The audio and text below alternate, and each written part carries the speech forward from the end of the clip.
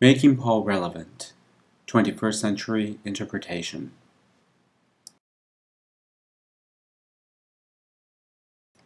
Paul's letter to the Romans is one of the most influential pieces of writing in the New Testament.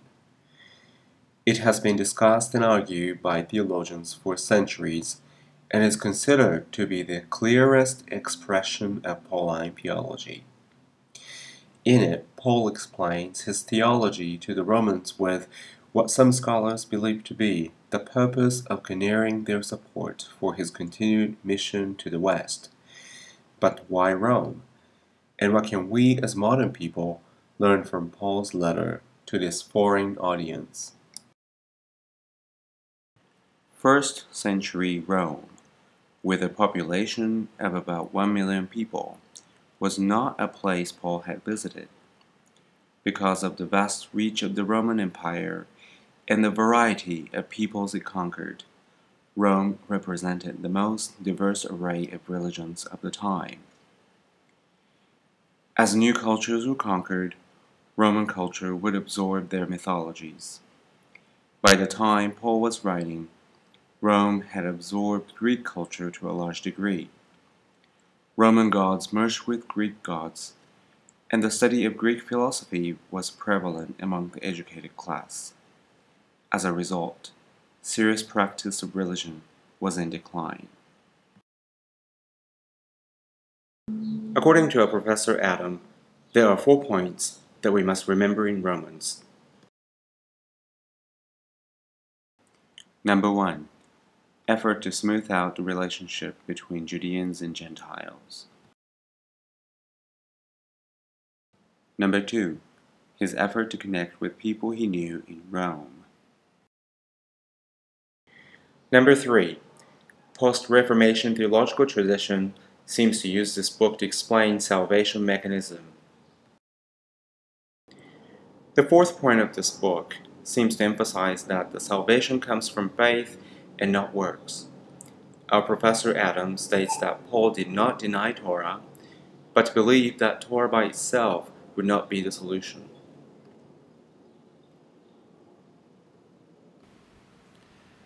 Now in the church at Antioch there were prophets and teachers: Barnabas, Simeon, who was called Niger, Lucius of Cyrene, Manaen, a member of the court of Herod the ruler, and Saul. While they were worshiping the Lord and fasting, the Holy Spirit said, "Set apart for me Barnabas and Saul for the work to which I have called them." Then, after fasting and praying, they laid their hands on them and sent them off. Acts chapter 13, verses 1 through 3.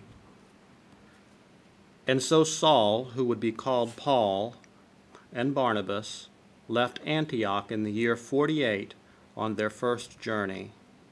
Over a 2-year period, they would travel over 1,000 miles and visit Perga, Pydea, Iconium, Lystra, and Derbe before returning to Antioch.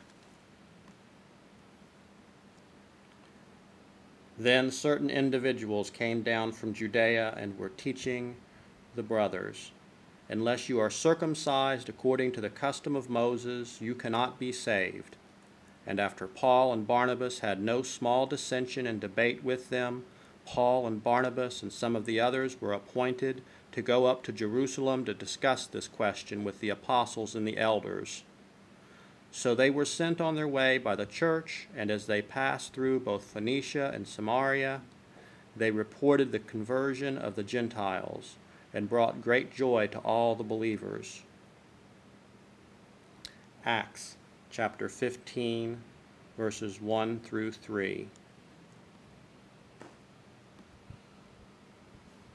From Jerusalem, Paul and Barnabas returned to Antioch in the year 51, and after some days, Paul says to Barnabas, "Let us return and visit every city where we have proclaimed the word of the Lord, and see how they are doing." After a disagreement, Paul and Barnabas separate, and Paul travels with Silas to Tarsus, Derbe, Lystra, Iconium, and Antioch in Pydea. In Lystra, Paul meets Timothy, who the following year accompanies Paul and Silas to Troas, Philippi, Thessalonica, and Berea. In Berea, Jews from Thessalonica bring the people against Paul, who then sails to Athens. Paul is rejoined by Timothy and Silas and travels to Corinth, where he writes 1 Thessalonians. Paul remains in Corinth during the year 53 and writes 2 Thessalonians. The next year, he leaves Corinth and travels to Ephesus and Jerusalem before again returning to Antioch. In that same year, after a short stay in Antioch, Paul begins his third missionary journey and travels to Ephesus. Paul remains in Ephesus for the next 2 years and eventually writes his first letter to the Corinthians from Ephesus in the year 57. He travels next to Troas and then on to Philippi, where it is believed he wrote his second letter to the Corinthians. Later that year, he goes to Corinth, where he writes his letter to the Galatians and later to the Romans. He finally leaves for Philippi and Miletus before arriving again in Jerusalem, where he is arrested and sent to Caesarea.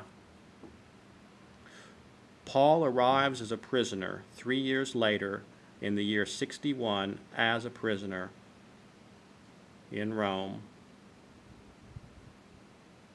Paul continues to write from his cell before being acquitted in the year 63. He travels more over the next 5 years before again being placed in a Roman prison. Paul is executed in the summer of the year 68. His ministry lasted 20 years, and in that time he traveled thousands of miles on foot and by boat. In that time he did more than any other person to proclaim the gospel to both Jews and Gentiles.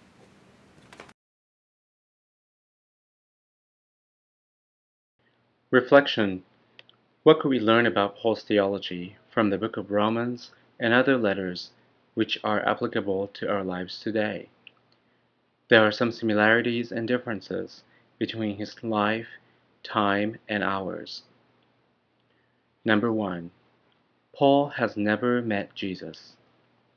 How could he have talked about Jesus' teaching so effectively without actually meeting him? His letter and missions give us a hope in us proclaiming the gospel. Number 2. Paul's bridge-making effort between two parties, such as between Gentiles and Judeans in Rome. The difference is that we have many other kinds of diversity in our society today. Consequently, we have other kinds of bridge to build, not only between one's faith, but also between one's race, gender, sexuality, socioeconomic status, and etc. The lesson learned from Paul's letter to Romans and other letters are such a helpful reminder to see how Jesus' teaching allows Christians to love our neighbors. Number 3. Methods of communication. While Paul had ways to communicate with others, either by visiting or writing, we have many other ways to reach out to others today, such as books, video, phone, the internet, and other media. In some ways, the luxury of technology is very convenient, yet it also challenges us to be more distinct from other voices. How would Paul proclaim the gospel in 21st century? No one knows, but such an ambitious and compassionate person such as Paul, it would not be surprising to use as many as resources available.